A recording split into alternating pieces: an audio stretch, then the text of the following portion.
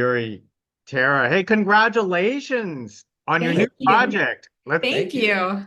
It's a mouthful. Let me Topsy McGee and the Scarab of Solomon. Perfect. Nailed it. So let's start off with that easy question. What sparked you to come up with this graphic novel?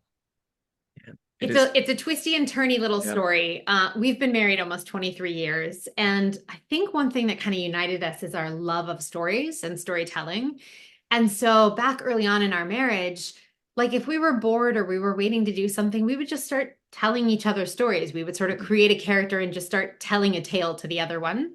Kind of like as a parent now, because we're parents now, Right. kind of like our kids like tell me a story and you just make up a story. So we would kind of do that with each other to pass the time.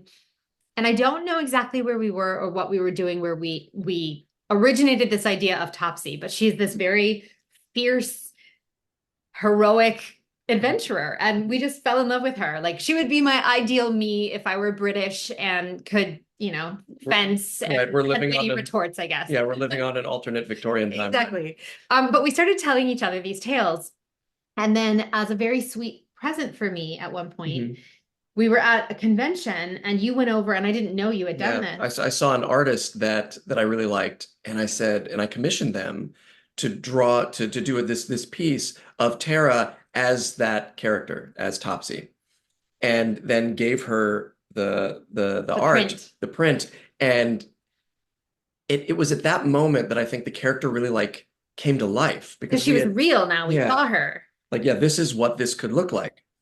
And so that led to us commissioning a whole separate person to do a costume for her Because it that looks so cool. I wanted to wear it to the masquerade ball. exactly. Um, And then that led to us wanting to do a short film to explore the characters mhm, and the world. mhm.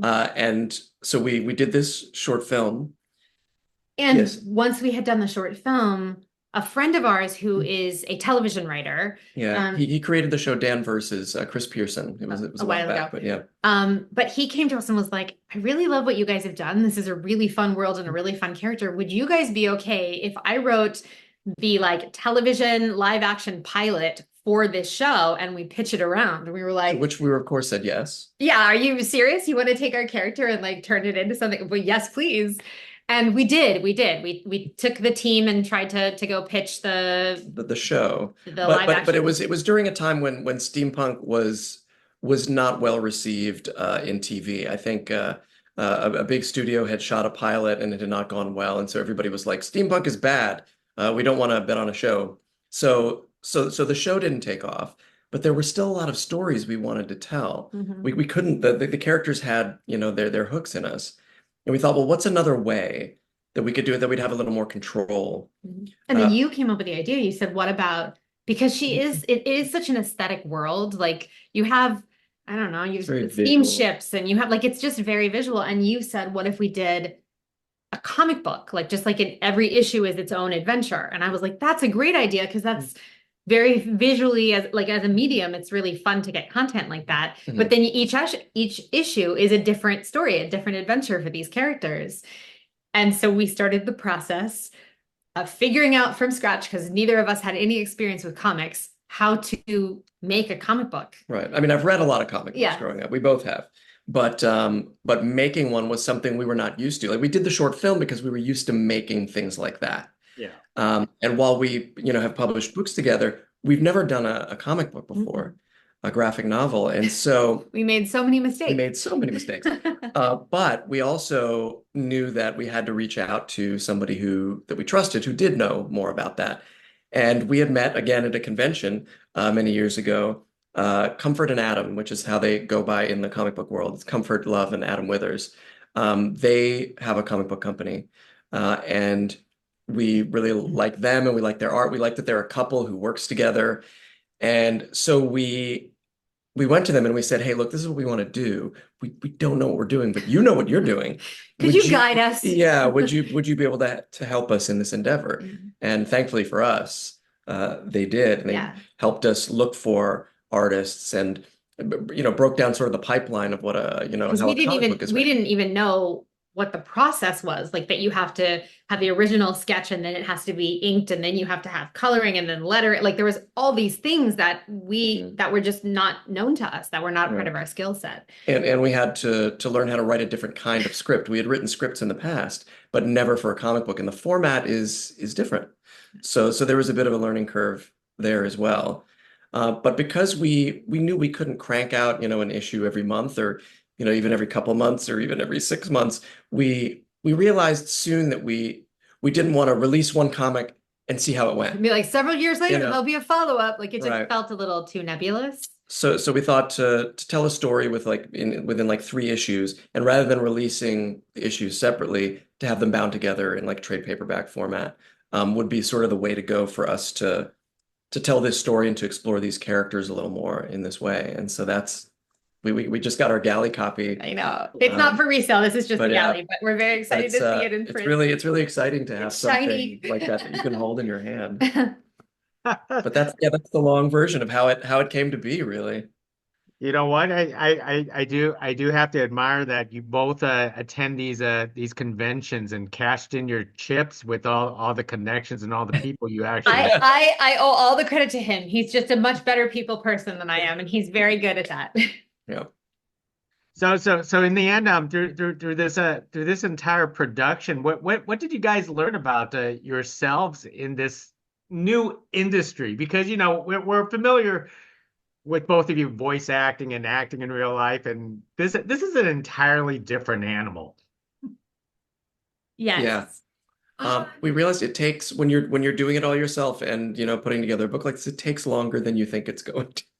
And that's for sure. And much like our young heroine, we were very plucky. Like we just kept going. Like we made mistakes and we're like, oh, well, that sets us back, and then we have to pay them twice to do that same page over again because we did it wrong, and we'll fix our mistakes. But we saw our resiliency. Like we were able to make a mistake, get back up and say, okay, well, we won't do that again. Right. And we do learn from our mistakes, which I think that's a skill unto itself. Not everybody does seem to learn from their mistakes. So I think that we can. For sure. And I think we also realize that nothing is ever going to be perfect. And so rather than holding off and, beating something to death until every last little bit is perfect, we wanted to make sure that the story got out. And so, at a certain point, we were just like, you know what? It's done. Yeah, because perfect is the enemy of done, right? That's right. Like when you try so hard to perfect something, not that you don't want to do a good job, but when you try so hard to perfect something, you actually lose the ability to finish and then learn from all of the imperfections when you do the next one. And I think that's really what growth is about, and what ultimately building sort of steam to jump on the steampunk sort of idea, but it's about building steam, right? Like you never continue forward momentum if you're always stuck in never taking that first step. And so you have to do it wrong to do it right. Like that's just how it works. Was that a roundabout way of saying that our next Topsy McGee comic book will be even better than this one? That would be amazing. We should do it. Or if she becomes an animated an animated series. That's true. Originally it was pitched as a live action series, and I don't know why we didn't think of animated first, because that's the world. Even all the voiceover work we do, it's okay that we didn't think of it. But depending on how things go, maybe that'll be the next iteration. The next exploration. Who knows? But tell us why this Victorian era steampunk love with the both of you. I mean, because it takes a certain type of people to love that genre. It's a very specific genre, and in the past few years, it's getting more popular. That's true. Thank you, Arcane. Arcane kind of brought it back. Here's what I think. I think there's nostalgia in history because we romanticize what history would have been like had we been alive during that time. I'm not saying history was always perfect, but that's just what people do. You romanticize the 50s, or you romanticize the 30s, you romanticize the 1800s, whatever that is, because we've lived through it and we've seen what has happened, and then we put an artistic spin on what it must have been like. So this idea of a steampunk alternate history, you're getting the romanticization of all of that world and history that we lived through, whether it was good or bad.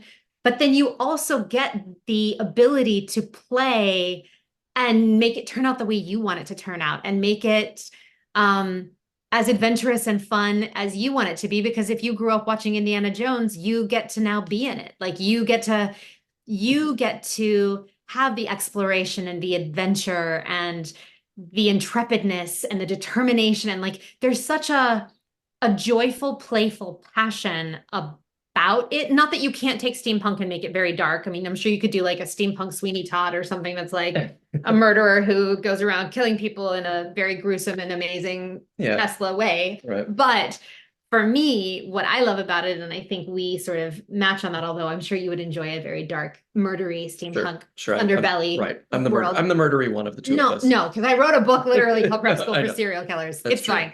But like, I think what we both like about it is you do have the ability to turn a light onto history and learn in the future about where the world is going. And we're in a very interesting time period that we're living through. And I think we do need to learn from history.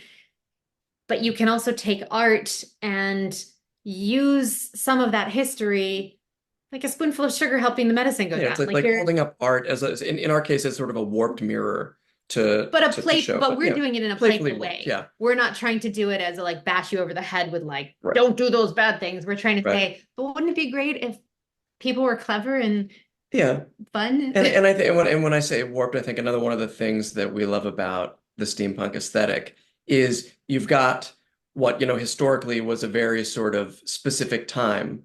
Well, it was a Renaissance, right? Yeah, like it was science and but then you take this, forward technology and put it over that, and you're like, and you ask the question, what if? Yeah. What if they had at their disposal this type of technology, but during that time and that era of society.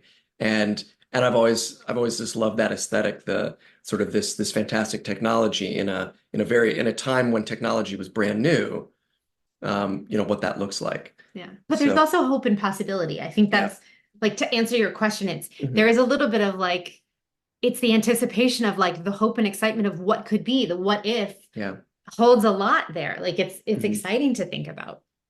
Yeah. Yeah. I mean, the time period you chose is, it's always the beginning of the science fiction, right? Of H.G. Wells hence imagination. Hence a Jules Verne character making his way into our book as well. Yes, we have actual historical figures. Not that we're the first comic book to bring Captain Nemo into affairs, but still, it's a good one. That is so true. Now, how much I've seen the comic, look through the pages, and I do have to admit the characters your artist did a really good job to make them both look like you. But how much of your personalities are into Sean and Topsy in this case, or are they characters that you wish that you could have been? I think it's a little bit of both. Yeah. I mean, I think some of our dynamic definitely makes it in there. Yeah, the playfulness of like the way they like dialogue with each other, I think is very similar to us. Yeah, and I think they're very well aware of each other's strengths, and even their jabs at each other are playful and loving. Yeah, like there's an intrinsic respect for each other. Yeah, and I think that they love to travel, and we love to travel. But we wish. Just like, it's wish fulfillment to a certain extent as well. I want to be as cool as she is. Yeah, I want to be, I want to be, a combination of, James Bond and Indiana Jones. Yeah, and I don't nearly have as many good quips. Like I'm the way Homer. Like I'll drive home and be like, oh, that's what I should have said. Like I don't get to do it in the moment. So like I love that she's a character who's clever and witty and knows what's up, but can also like do a rapier, because I certainly don't want to get in a fight with anyone because I just run away. Right. But she can do it. So yeah. Well said. And how did you guys come to the decision of Sean having a mustache in this case? Because I've always wanted a mustache and I've never been able to grow one. There you go. Wish fulfillment in its finest. Exactly. It's, it seemed of the time, and I've always been jealous of people with really good facial hair because mine comes in like super patchy and like I'm a, 14-year-old trying to grow a mustache. So I should just get you like a fake mustache and then you're Maybe I should just start wearing a fake mustache. Yeah, but you have to get one that twirls. Right. Okay, fair enough. So the future plans for for Topsy and Sean. So it's 3 issues at the moment into one graphic novel. Do you have plan for more stories after this, or is this a wait and see approach? Well, it's tricky because I think we're always thinking, because now that she's real in the sense that she's become a character that we sort of carry with us, I think there's always a part of us like, oh, wouldn't it be cool if Topsy and like we're always thinking of ideas that she could do. But I think for us, it's a matter of this just is coming out this next week. And so once it releases, then maybe we can gauge, is another trade paperback the next way to go? Do we really want to try to pursue pitching an animated series? Do we make a novel? Like what would be the next best place to do it? And then once we know the location, how we're going to do it, the style, then that will inform what the story will be. Because I think, there is this like, with comics, you can have this serialized sort of form. And you can do that with television too. There becomes the serialization, right? Like you have episode after episode. If you're going to do a feature film, it becomes like one big sort of chunk that you need to tell in that story, which is similar in a way to a novel. Yeah. But like, I think for us, it's going to be what is going to be our next format. And then the format will inform the story. Right. But I think we can safely say that this isn't a getting this out of our system sort of thing. Yeah. I think there are lots of stories we'd still like to tell and places we'd like to explore with these characters. But just exactly which one of those comes next is up for grabs. Yeah, I think we've just made it to the top of this pinnacle of this mountain, and now we have to decide which next mountain do we want to climb. Yeah. So I know it was a silly question. I always treat people like, oh, this is like a short film. Is there a feature film after this? But of course, right. We're all in the long game, for all these projects, aren't we?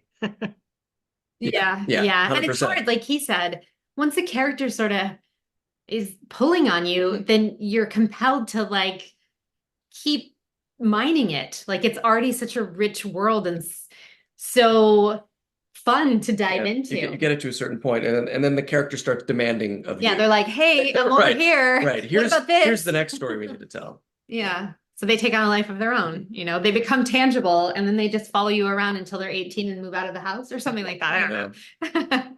It is always a good feeling to actually touch a physical graphic novel. It's almost like the difference between watching something on stream and actually touching a Blu-ray in your hand or something like that.